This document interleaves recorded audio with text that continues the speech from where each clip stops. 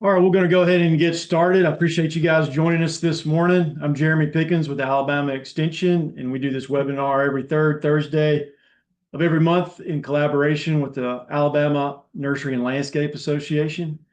Today's speaker is Dr. Chris Marble from the University of Florida. He is a renowned weed management specialist for both nursery and landscape. And today he's going to talk about weed control in landscape beds. So I'll go ahead and turn it over to you, Chris.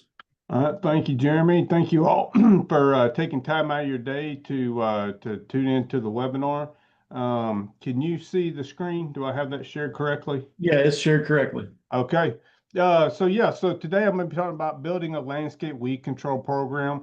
As we go into fall, now is the time that a lot of people start to kind of reassess, what they had going on over the spring and the summer, which is typically in the South at least is when the weeds are the biggest issue, and then starting to plan fall pre-emergence herbicide treatments and things like that. So I'm going to talk about treatments for the fall, but then also just kind of how to structure a landscape weed control program overall, focusing specifically on non-turf areas. There's a lot of good information out there on turf grass, but then the planting beds and things like that are what usually doesn't receive the same level of attention. So with that, I'll go ahead and get started. So kind of the first steps in developing a program, you need to first kind of ask yourself a few questions about the sites that you're managing and begin to identify your needs and the challenges that you have in those sites. So number one is, when you're talking about selecting herbicides and then different strategies and products is one, what is the biggest weed control problem that you are having every year? And every year when I talk to people that are doing landscape weed control, typically, it's either something like spurge, or they can't get nutsedge under control, or it's annual grasses or perennial grasses or something like that. But typically each person, in the sites that they're managing, or maybe on a couple of big properties, they have one weed that is the biggest challenge. And so first it's, identifying those and then picking the best products that are going to handle that particular problem and to get those under control. Also, do you have any cost constraints? Depending upon how the contracts are set up and things, you might have a certain set of herbicides that you need to choose from just to keep costs low and things like that. So that's another thing to consider. What control do you have over the site? Are you managing irrigation? Do you do things like mulch? Because that can be a big factor that plays into this. If you're the one that is applying mulch, and you can do that, or are you just doing the pest control and the weed control? Probably one of the biggest considerations, other than what weeds you're actually trying to manage, is how many times are you going to visit the site, per year or per quarter? Is this a weekly thing, or every 2 weeks, or is it something that is monthly, or how is that service set up? Because basically that's going to factor into what you can do at the site, the kind of treatments that you should choose, how much pre-emergence herbicide to do, and how much to focus on that versus just more of like a post-emergent program, or focusing mostly on post-emergence herbicides. And then our callback's a major issue. Are you going out there making treatments and then constantly getting called back to come back and make more treatments because the weeds have gotten out of hand after those visits? So and then when you're developing your program, are you going to want to develop a standalone program that you can use in all of your different sites? If that's the case, it's going to have to be something that's probably not going to be the most effective, but it's going to be something that's generic that can go, in many different sites with many different landscape plants. And then picking, those groups of products that you can go with. I'm going to mention a lot of different herbicides in this presentation, but nobody's going to be able to carry, 50 different herbicides on a truck typically. So you're going to have to pick those ones that are the best for your particular situation. And then there's always practices that can be implemented that should be part of a weed control program. I'd say the number one thing, and the thing that is the most successful, is those mulch applications, and keeping that mulch at 2 to 3 inches, through reapplication when that mulch starts to degrade. I'm not going to talk a lot about mulch in this presentation just for the sake of time, but I'd say that if you compare one mulch application, a proper mulch application with something like pine straw or pine bark versus one application of a pre-emergent herbicide, the mulch is going to outperform that pre-emergent herbicide if it's just applied to bare ground. So they can definitely be combined to get optimal control. But that's just something to keep in mind. Mulch is a critical factor in those non-turf areas. So herbicide options in landscape beds. So post-emergence herbicides are typically what, at least the people that I talk to, that comprises the bulk of their programs. And the two common things that people are doing. So number one, of course, is glyphosate, doing spot treatments with Roundup every time they visit the site. That's definitely the number one thing that people are doing, and the number one strategy, whether they're using pre-emergence herbicides or not. They're going through and they're spot spraying with glyphosate.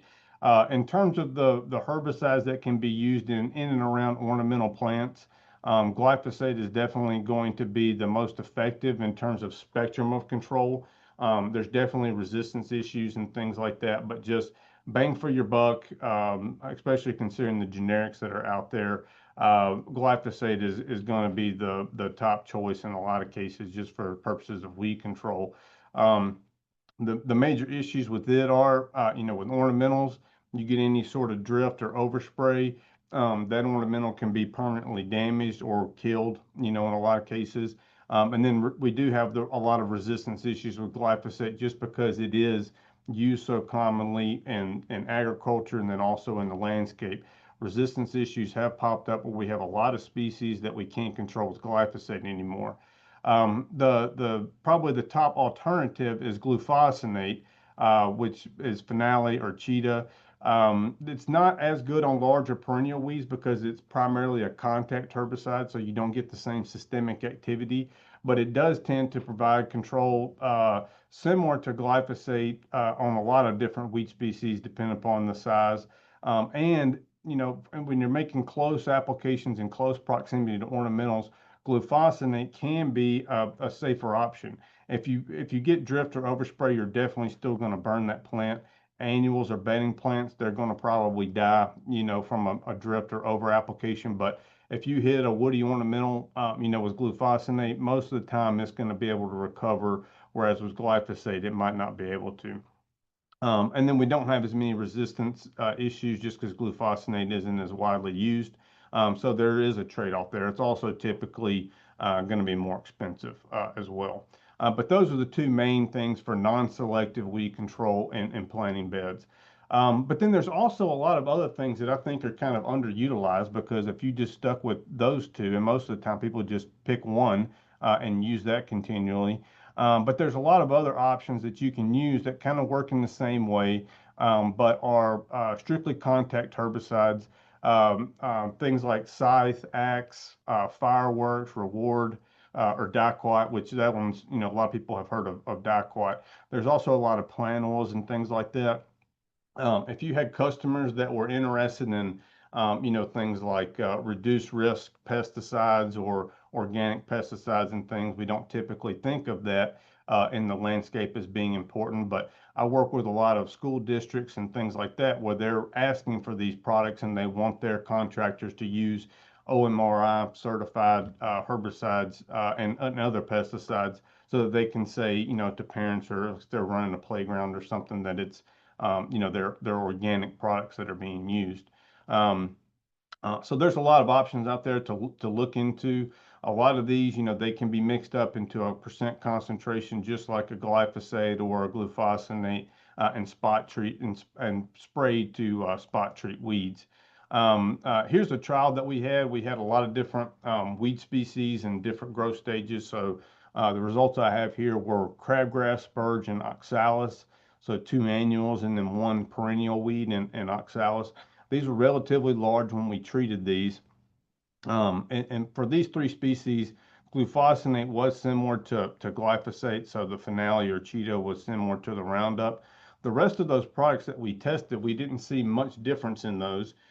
They all work. They work very quickly as well. So that can be an advantage in the landscape where you treat something with something like a Dicot or a Scythe you come back and later that day even, and you're going to be able to tell that weed was treated, and it's going to already be showing symptoms that quickly.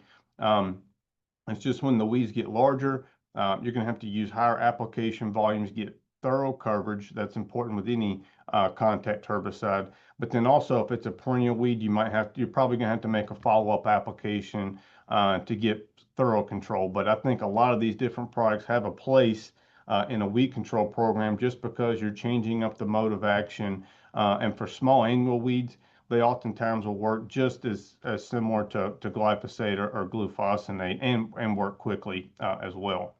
Um, there's also a lot of selective alternatives that I think are underutilized in landscape beds. Here's just an example of some of those. So we have our graminicides or our grass-based herbicides like Segment, Envoy, Fusilade, or Ornamec, and Acclaim. These only have activity on grasses, so they have no effect on any broadleaf weed or sedge. That's a disadvantage from a weed control standpoint, but you can go over the top of almost all non-grass plants and control perennial and annual grasses with these. So they're really useful in a lot of cases, especially if you're dealing with something like Bermuda grass or torpedo grass growing up and around ornamental plants. There's also things like Bassagran. Lawn Trail is another one. It's got a few plants where it can be applied over the top. Certainty and Scepter.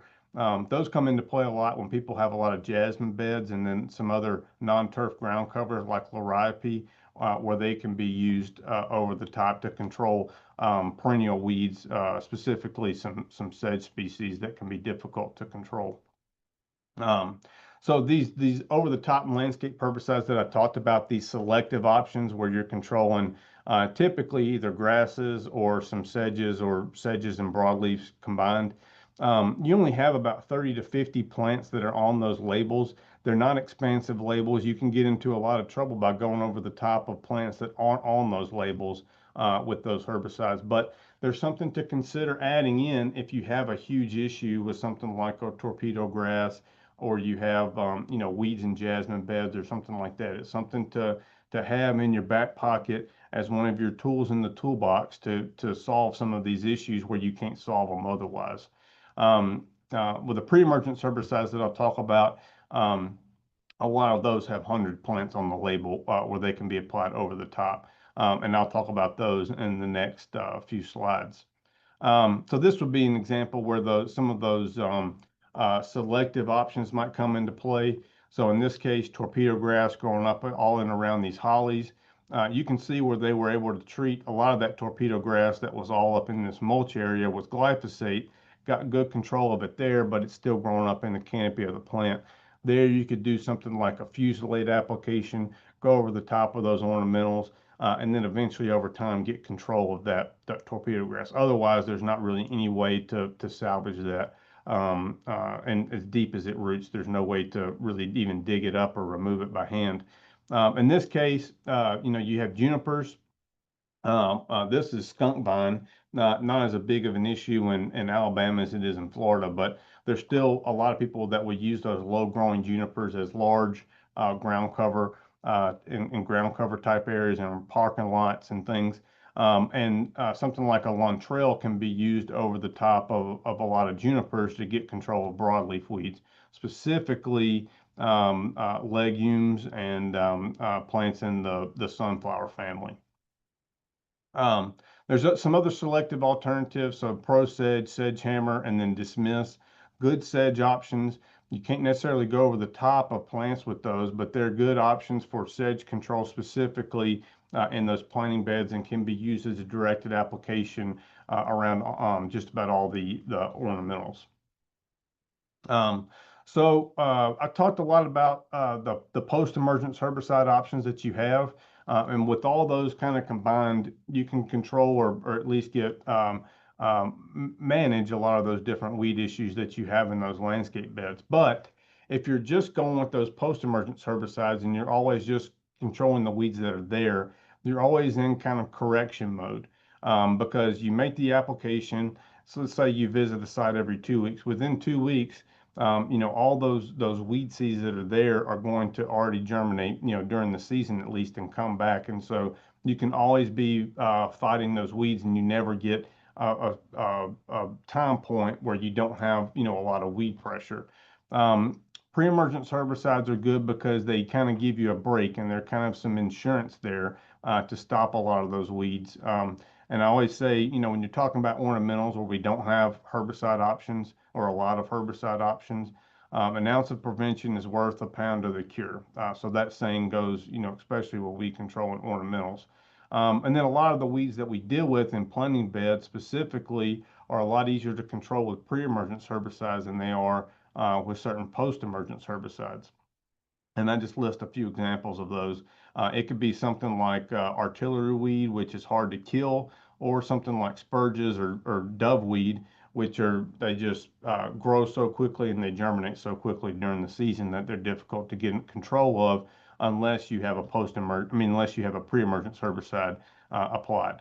The biggest thing with the pre-emergence herbicides are that when companies that I've talked to have implemented these and started really focusing on using more effective pre-emergence herbicides in these areas, their callbacks really start to go down. They don't have the same issues that they had previously when they were just doing something like spot treating. This is a study that we did to kind of try to put a numerical value on this. So this is a study where basically we had 3 different post-emergence herbicides. We had Roundup or glyphosate, we had Reward, and we had Finale. So 3 common options that will be used to spot treat weeds in planting beds. And then we had 2 post-emergence herbicides that we used. In this case, we had SureGuard and Spectacle. So both of those are broad spectrum pre-emergence herbicides, and they offer pretty good long-term control. And so in this case, what we had bare ground areas. We went through, we treated our plots with these different herbicide combinations. We also had just glyphosate by itself, basically. So just a Roundup application with no pre-emergent herbicide. And so basically what we did is after we made that initial treatment with the pre and post combination, or just the post treatment with just the glyphosate, we went in every 2 weeks and we did a weed coverage rating. When the coverage exceeded 15%, we went back in and spot treated with just Roundup, basically. So we're mimicking kind of the landscape practice of going in and spot treating those weeds. And then at the end of, in this case, 24 weeks, so about 6 months, we looked to see how many applications of Roundup we needed to keep the weeds at basically 15% coverage or less. And so here's the data that we had here. So you can see with our pre and post combinations, we needed less than 3, or basically 3. We needed less than 3 glyphosate applications to keep the weeds at 15% or less, as opposed to with just the glyphosate, we needed about 5 applications. And then you can see the length of control that we got with glyphosate. Within about 4 weeks, we were, well above 15% weed coverage.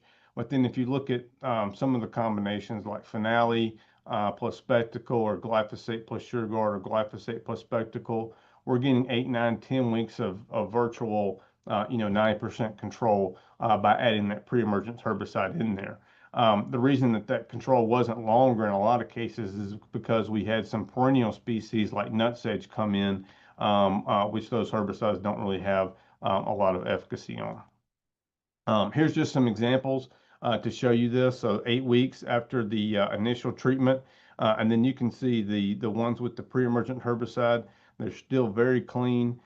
Some few weeds popping up in there, but when we had just Reward, so we had a little less control with that initial application. So a lot of those weeds came up a lot quicker, even with the pre-emergent herbicide in there. But you look at just the glyphosate treatment by itself, we're at, close to 100% weed coverage by that point. And then this is our non-treated. So you can just see an example of the weed pressure that we were dealing with, which was very high. So this just shows that you can get a lot longer control with those pre-emergent herbicides, and they're expensive, but you do end up typically getting your money's worth out of those. So just some takeaways from that trial. Follow-up applications, they were needed for some of those perennial species with both finale and reward. So like when we had Bermuda grass or nutsedge in those plots to begin with, that one application of finale and reward, we didn't get 100% control. And so we had to come back pretty soon with just the glyphosate to actually kill those off initially. The pre-herbicides, they reduced the total number of applications in the total pesticide load, typically by 30 to 60%. SureGuard, it provides a little bit of early post-emergence control, so that can give you an added benefit where it's kind of like a contact herbicide added with glyphosate.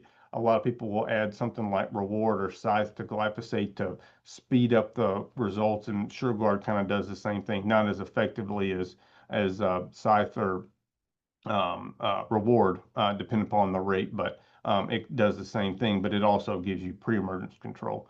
But then the best pre-emergent herbicide is going to depend upon the weed species that you're actually dealing with.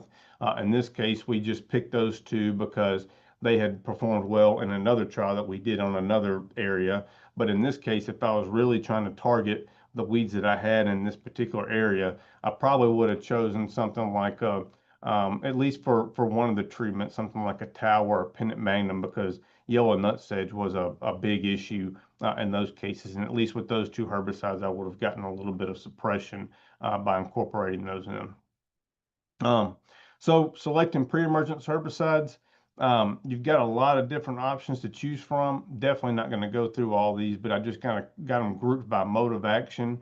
You have a lot of single active products, single ingredient products, and then a lot of combinations too, typically granulars that you can use in planting beds.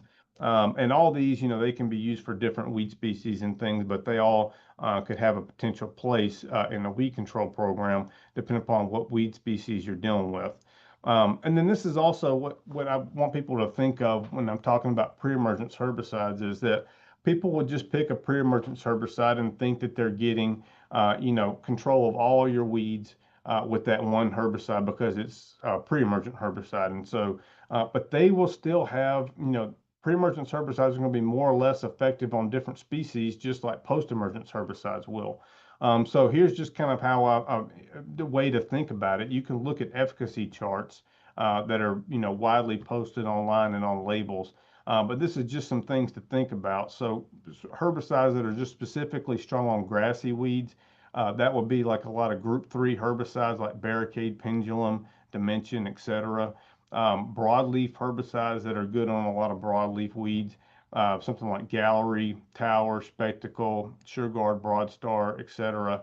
And then there's a lot of combination products where you get pretty broad spectrum control with those as well. But I just say that to tell you to think of. People would just pick, prodiamine, for example, Barricade, because they can get a generic version of that. It's very inexpensive because that product's been around for a while, and it works well, but it works on specific weeds, just like all of these do. So depending upon what weed you're targeting, look and find the optimal pre-emergence herbicide for that weed. These pre-emergence herbicides don't control everything. So when you're developing a rotation, how many applications do you want to make per year? You can make that decision. Typically 2 is recommended, but some people might make 1. Some people might make 3 or more. It just depends. If they're going to be the foundation of your program and you're going to rely on those a lot, you might want to look at more like 3 applications per year, or even 4 in some cases, like once a quarter. People have done that and had good success. If you have high weed pressure, that's where pre-emergence herbicides are really going to come into play if it's weeds that are growing from seed. Because weed species is another thing. If somebody was just dealing with dollarweed and nutsedge, for example, and then Bermuda grass, pre-emergence herbicides aren't going to help you much with those weeds just because of the way that they're spreading, primarily through vegetative means and not necessarily from seed. So that's another thing to consider too.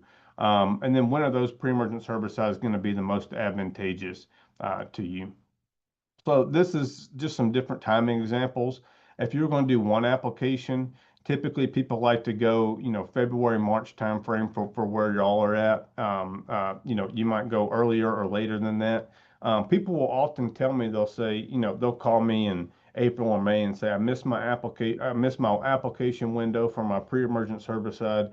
So I'm just going to wait until the fall to do one because I didn't get it out, in that early springtime. And I say, well, those weeds are going to germinate depending upon the species all throughout the year.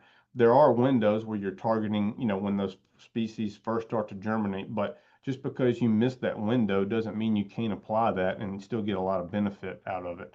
So that's something to keep in mind too. If you were doing two applications, I've seen people have good success doing it early in the spring, and then also maybe in the summer. A lot of people with the two applications, they'll do one in the spring and then one in the fall to kind of get a head start on those warm season weeds and then the cool season weeds. It really just depends upon your specific situation, how you want to do it.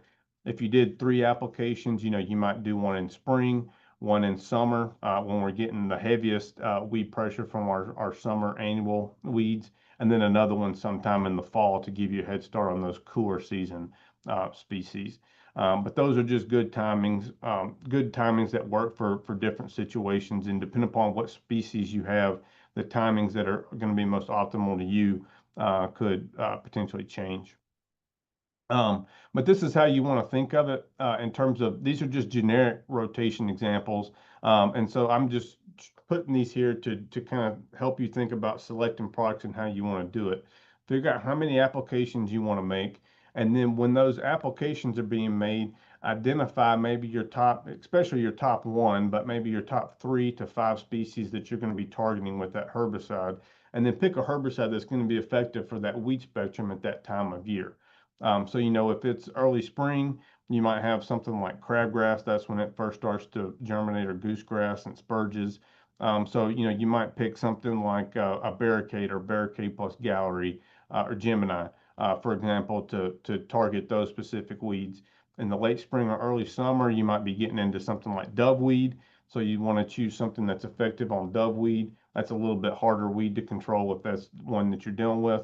Something like SureGuard, Spectacle, Tower, that might be something to use for doveweed control. And then the same thing in the fall for those cool season species. But think of those key species and then look and get that information on which ones are going to be effective, and that's the herbicide to use for those different times of the year.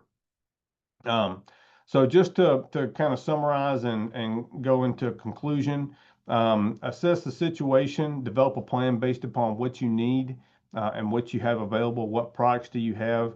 How much time can you devote to this? How many times are you going to visit the site? Are you going to want to choose, for pre-emergence applications specifically, are you wanting granular products or liquid products, or can you use a combination of both depending upon your application equipment? So those are all things to consider. You want to always have 2 or 3 different post-emergence herbicides that you can choose from. I try to discourage people from just picking one post-emergence herbicide like a glyphosate, and that's the only post herbicide that you're using. You kind of limit yourself, and then you also will run into issues where no matter what post-emergence herbicide you choose, there's going to be species that you're not going to be able to control with it or get the best control with it. So have a couple different options, different modes of action. Don't just rely on one active ingredient. So like an example would be Roundup, but you also have Finale if you run into a glyphosate resistance issue, and maybe a Fusilade for grasses or a Sedge Hammer for sedges. Just so that you're not using the same mode of action over and over and over again, and you don't have those weeds that are going to escape control. You also want to have a couple of pre-emergence options that you can use. Safety is going to be the biggest factor, especially when you're talking about ornamentals. So that's going to really typically limit people's choices more than anything else. But you want to have a few different options that you can use to rotate throughout the year, depending upon how many applications that you're going to make. So just a generic example of that might be like a SureGuard followed by Barricade followed by Freehand. That's changing up your mode of action every time you make a application. And then with those specialty options, like those post-emergence herbicides that I talked about, the selective things, they might not be useful in every situation, but they can really come in handy, and they would be useful, especially if you have ground covers and different things. Look into those, read those labels, and see if it's something that could be used and implemented into your program, because I've had a lot of people that have tried something like a Certainty or a Lawn Trail or Scepter or something like that, and they never used it before, but once they've realized, they read the label, learned a lot more about the product, they use it in a lot more situations. So just be familiar with those options and what you can actually do with those different herbicides. That's all that I have. This is my contact information. I'll share the slides with Jeremy so you could ask him for them, or also you can email me for those. I always give out my contact information. So if I can ever help with any kind of weed control issue, happy to always do that. And then if we have any time, I'll be happy to answer any questions that anyone has. Great, thanks, Chris. That was a really good presentation. I got a lot out of that. Does anybody have any questions from the audience? You're welcome to type them in the chat box or just unmute and ask. All right, David's asking, is there new information on the status of glyphosate being banned? So the right now it's basically a lot of places have, or a lot of companies, and then some distributors have even decided not to carry it or sell it just because they don't want to deal with liability. If you go to Home Depot or Lowe's now, or basically big box stores, and you buy a Roundup, it's no longer glyphosate. It's triclopyr, fluazafop, diquat, I think, and maybe one other active ingredient. It's basically three or four different active ingredients combined together to give you broad spectrum control. But it's not glyphosate anymore. So a lot of they're not even selling it as glyphosate, or they're not selling it as Roundup anymore. So basically, I don't think you're going to see it as available to the homeowners. It's going to probably start fading out of that segment. They'll have to go to more of a professional distributor type place to purchase that. But I don't see any situation where it's going to be banned, outright on a national or federal or state level. So. All right. Kim asks, what works best on field paspalum in Bermuda? Phil Paspalm in Bermuda. So I'm not a turfgrass weed scientist, so I'm not the best person to ask that to. There at Auburn, y'all got one of the best ones in the country, and Scott McElroy, who could probably help out with that. But I mean, your grass pre-emergence herbicides can help you with that from a pre-emergence perspective, but post-emergence, I don't know if like something like dry, which is ClinCorrect, you can pick up a lot of grasses and Bermuda grass with that, but I don't know specifically for that paspalum if it's effective. So I'm not the best person to ask.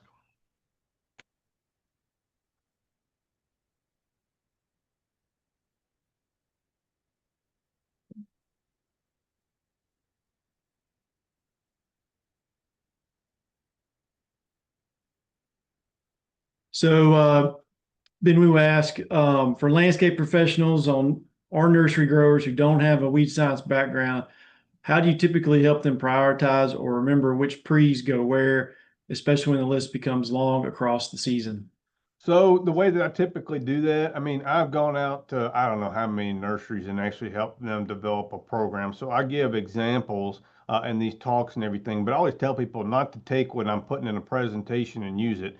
It might be the worst decision you've ever made, depending upon your situation, especially in the nursery world, where people grow widely different plants and things.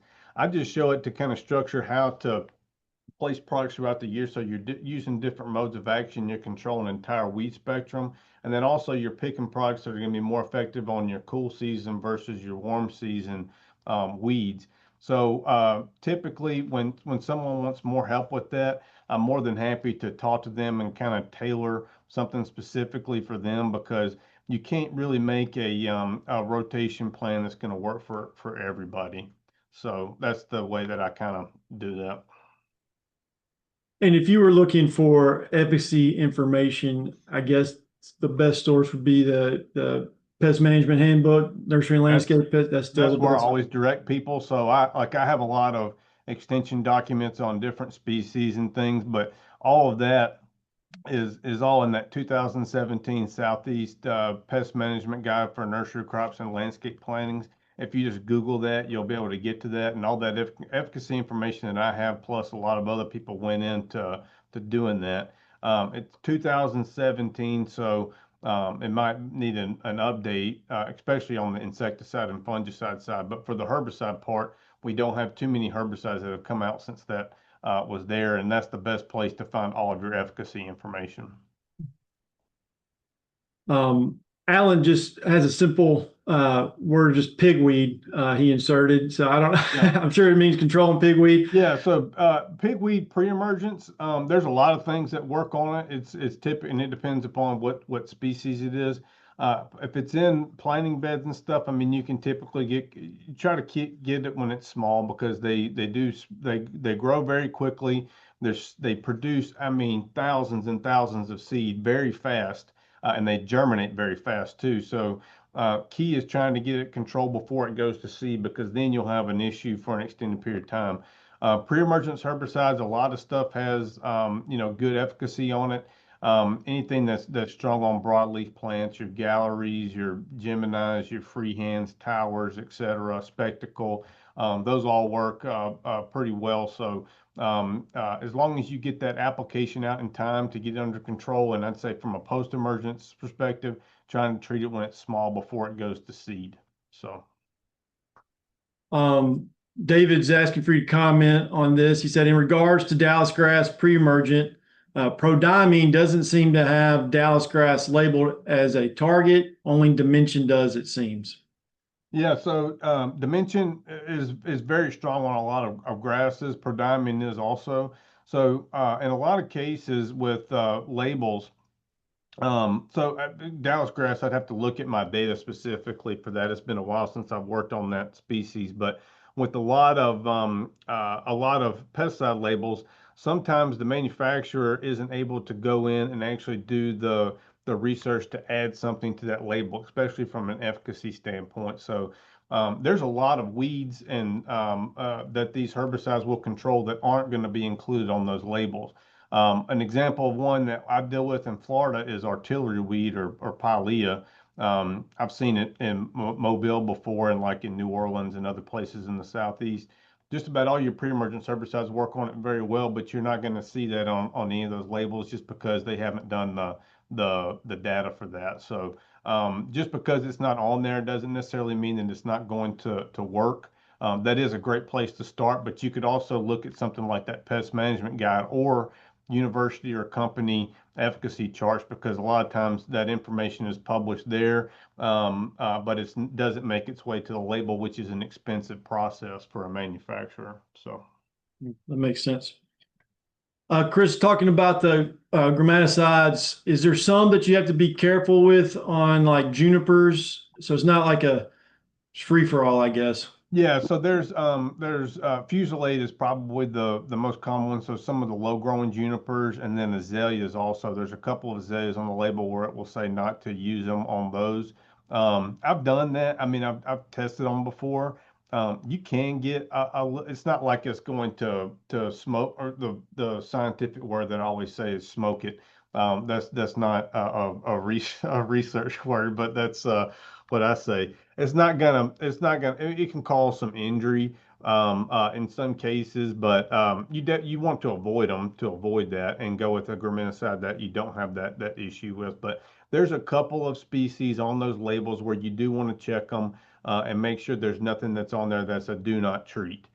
So that's true for any herbicide, but yeah, that's good to call that out because I tend to recommend those a lot, but then there are some species on there where it says do not use them on. It makes sense. I've got a tough question for you, but I'm always confused on. You mentioned earlier about mixing some quick burn down. Some people mix that with Roundup. Is there any issue with the efficacy of Roundup for like, I guess, a harder to kill species where it doesn't have time to translocate or Yeah, they found that with certain weed species where if there's an antagonism where a contact or something else is added in with glyphosate and you get an antagonism. It's species specific and it's not always the case. Typically, like in the landscape situation where you see that happening is because that contact was added in at too high of a rate. So you don't have to put those contacts in if you're mixing them with something like a glyphosate. You don't have to put them at the rate that you would need to actually get weed control by itself. You can go lower than that, where you're still getting that good burn down and that immediate result. But you're still giving the glyphosate or whatever your systemic herbicide is time to work. So there's some different papers and things where they found antagonism and synergism too. So there's some of these that will be synergistic where you actually get better control, but it's very species specific. So yeah, makes sense. Well, great. Does anybody else have any questions?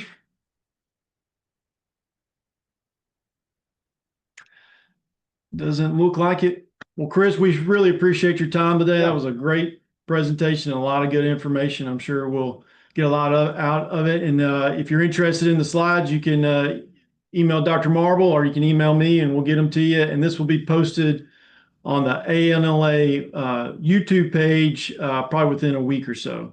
So thanks again, everyone, and y'all have a good rest of your day. Thank you very much.